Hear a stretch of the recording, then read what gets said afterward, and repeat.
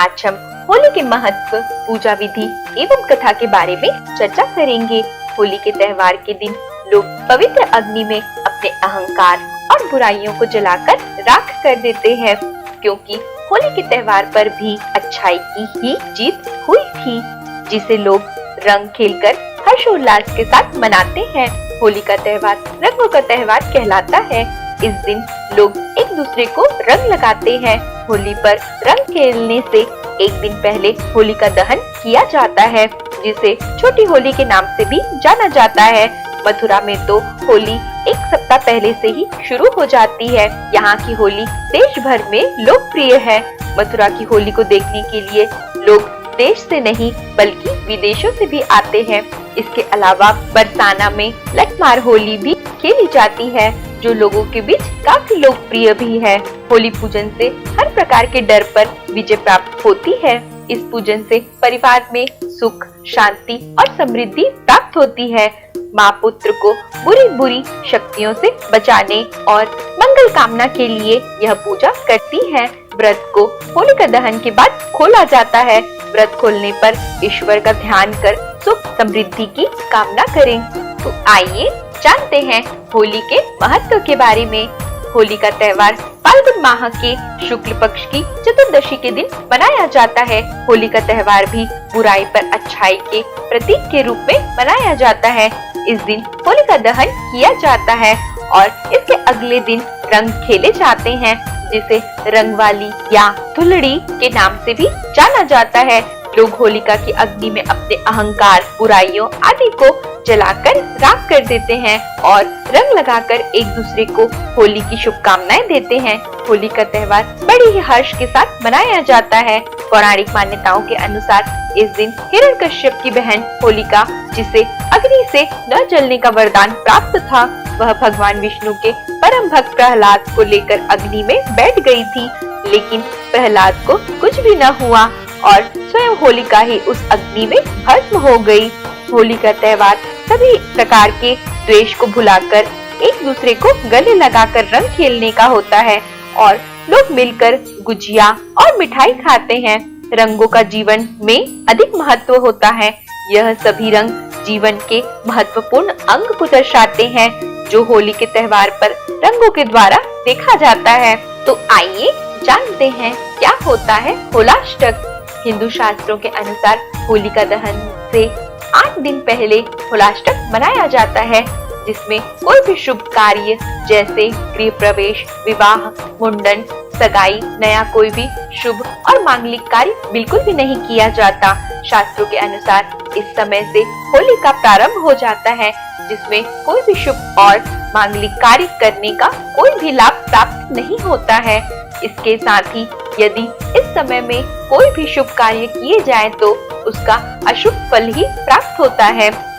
हम सबके मन में एक सवाल उठता होगा कि इस दिन होलिका की पूजा क्यों की जाती है। दरअसल होलिका के दिन होलिका की नहीं बल्कि अग्निदेव की पूजा की जाती है, क्योंकि अग्निदेव ने ही प्रहलाद को अग्नि से जलने से बचाया था। इसी कारण से होली के एक दिन पहले होलिका के रूप में अग्निदेव की पूजा की जाती है और उनसे आशीर्वाद मांगा जाता है कि जिस प्रकार अग्निदेव ने प्रहलाद की रक्षा की थी, उसी प्रकार से वह हमारी और हमारे परिवार की रक्षा करें। तो आइए जानते हैं होलिका दहन के पूजा सामग्री के बारे में। होली पर होलिका पूजा की विशेष परंपरा है। होलिका पूजन कई प्रकार की बाधाओं को दूर कर जीवन में सुख समृद्धि लाती है। होलिका पूजन की सामग्री विशेष होती है। पूजन में गाय के गोबर से होलिका और प्रहलाद की प्रतिमा बनाया जाता है। फूलों की माला, रोली, फूल, कच्चा सूत, हल्दी, मूंग, मीठे बताशे, गुलाल, रंग, 7 प्रकार के अनाज, गेहूं की बालियां, होली पर बनने वाले पकवान, मिष्ठान आदि उपयोग में आते हैं। होलिका का पूजन उत्तर या पूर्व दिशा की तरह मुख करके करना चाहिए। इस दिन भगवान नरसिंह की पूजा भी जरूर करना चाहिए। तो आइए जानते हैं होलिका की पूजा विधि के बारे में। होलिका पूजन शाम के समय किया जाता है। इसके लिए आप पूर्व या उत्तर दिशा की ओर मुख करके बैठ जाएं। इसके बाद अपने आसपास पानी की कुछ बूंदे छिड़के।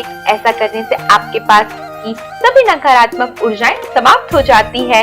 इसके बाद गोबर से होलिका बनाएं या फिर सार्वजनिक जगह पर जाकर जहां होलिका बनी हो वहां जाकर पूजन करें। होलिका पूजन से पहले गणेश जी की पूजा अवश्य करें। पूजन के लिए एक थाली में रोली, कच्चा सूत, चावल, फूल, साबुत हल्दी, बताशे, फल और एक लोटा पानी अवश्य लें। इसके बाद नरसिंह भगवान का स्मरण करें। होलिका पर रोली, चावल, फूल, बताशे आदि अर्पित करें और होली को होलिका के चारों ओर लपेट दें। इसके बाद होलिका पर प्रहलाद का नाम लेकर फूल चढ़ाएं। नरसिंह भगवान का नाम लेते हुए 5 अनाज चढ़ाएं। इसके बाद आप अपना नाम लेकर पिता का नाम लें और गोत्र का नाम लेते हुए चावल चढ़ाएं। अंत में होलिका दहन करें और उसकी परिक्रमा करें और हाथ जोड़कर नमन करें। होलिका दहन की अग्नि में गुलाल डालें और अपने बड़ों के पैर में गुलाल लगाकर आशीर्वाद लें। होलिका दहन के दिन अपने दोस्तों और रिश्तेदारों को शुभकामनाएं दें। तो आइए जानते हैं होलिका दहन की कथा के बारे में। पौराणिक कथाओं के अनुसार असुरराज हिरण्यकश्यप का बेटा प्रहलाद एक परम विष्णु भक्त था। प्रहलाद के पिता उससे इसी बात से नफरत करते थे और प्रहलाद की हत्या करना चाहते थे। उसने प्रहलाद को मारने का कई प्रयत्न किया, लेकिन वह प्रहलाद को मारने में असफल रहे। इसके लिए उन्होंने अपनी बहन होलिका की भी मदद ली। असुरराज हिरण्यकश्यप ने ब्रह्मदेव की घोर तपस्या करके अमर होने का वरदान प्राप्त कर लिया था। उसने यह वर मांगा था कि उसे जीव जंतु, देवी देवता, राक्षस या मनुष्य, रात दिन, पृथ्वी, आकाश, घर या बाहर कोई न मार सके। इसी कारण से उसमें अत्यधिक अहंकार आ गया था और वह चाहता था कि धरती पर सिर्फ उसी की पूजा हो। लेकिन प्रहलाद हमेशा भगवान विष्णु की भक्ति में लीन रहता था। उसने कई बार प्रहलाद को विष्णु भक्ति न करने को कहा, लेकिन प्रहलाद ने उसकी एक न मानी। उसने कई असुरों द्वारा प्रहलाद को मारने का प्रयत्न किया, लेकिन वह हर बार ही असफल रहा, जिससे वह परेशान रहने लगा। जब उसकी बहन होलिका ने उसकी परेशानी का कारण पूछा तो उसने अपनी बहन को सारी बात बता दी। होलिका ने अपने भाई से कहा कि वह चिंतित न हो, क्योंकि उसे अग्नि से न जलने का वरदान प्राप्त था। होलिका ने अपने इसी वरदान का फायदा उठाया और प्रहलाद को अपनी गोद में लेकर अग्नि में बैठ गई। लेकिन होलिका का यह वरदान उसके कोई काम न आ सका, क्योंकि होलिका उस अग्नि में स्वयं ही जलकर भस्म हो गई। इस प्रकार से उस दिन बुराई पर अच्छाई की जीत हुई और तब से ही होली का पर्व मनाया जाता है। किसी भी त्योहार में पूजा पाठ के साथ कथा का भी विशेष महत्व होता है। होलिका दहन के समय भी कथा करने का विधान है। मान्यता है कि होलिका दहन के दौरान कथा पढ़ने या सुनने से समृद्धि आती है और स्वास्थ्य भी अच्छा रहता है। कहा जाता है कि होली पर पीली सरसों के जरिए माँ लक्ष्मी को प्रसन्न किया जाता है। इसके लिए होलिका दहन पर पीली सरसों से हवन करें। ऐसा कहा जाता है कि इससे माँ लक्ष्मी प्रसन्न होती हैं और घर में धन, संपत्ति और भंडारे भर देती हैं। एक अन्य पौराणिक कथा के अनुसार हिमालय पुत्री पार्वती चाहती थी कि उनका विवाह भगवान भोलेनाथ के साथ हो, परंतु शिव जी अपनी तपस्या में लीन थे। तब कामदेव ने पार्वती की सहायता को आगे आए। उन्होंने प्रेम बाण चलाया और भगवान शिव की तपस्या भंग हो गई। शिव जी को बड़ा क्रोध आया और उन्होंने अपनी तीसरी आंख खोल दी। उनके क्रोध की ज्वाला में कामदेव का शरीर भस्म हो गया। फिर शिव जी ने पार्वती को देखा। पार्वती की आराधना सफल हुई और शिव जी ने उन्हें अपनी पत्नी के रूप में स्वीकार कर लिया। होली की आग में वासनात्मक आकर्षण को प्रतीकात्मक रूप से जलाकर सच्चे प्रेम की विजय का उत्सव भी मनाया जाता है। एक अन्य कथा के अनुसार होली का त्योहार राधा और कृष्ण की पावन प्रेम कहानी से भी जुड़ा है। वसंत के सुंदर मौसम में एक दूसरे पर रंग डालकर उनकी लीला का एक अंग माना गया है। मथुरा और वृंदावन की होली राधा और कृष्णा के इसी रंग में डूबी हुई होती है। यह भी माना जाता है कि भक्ति में डूबे जिज्ञासुओं का रंग बाह्य रंगों से नहीं खेला जाता, रंग खेला जाता है भगवान नाम का, प्रेम का, भाव का, शक्ति का और विश्वास का। होली उत्सव पर होली जलाई जाती है अहंकार की, अहम की, बैर की, द्वेष की, ईर्ष्या की और संशय की। क्या आप जानते हैं कि धार्मिक या सामाजिक स्तरों पर लोगों द्वारा होली दहन से जुड़े कई टोटके या उपाय भी अपनाए जाते हैं। मान्यता के अनुसार होलिका दहन के दिन किया गया उपाय सटीक और लाभकारी परिणाम देने की अधिक संभावना रखते हैं।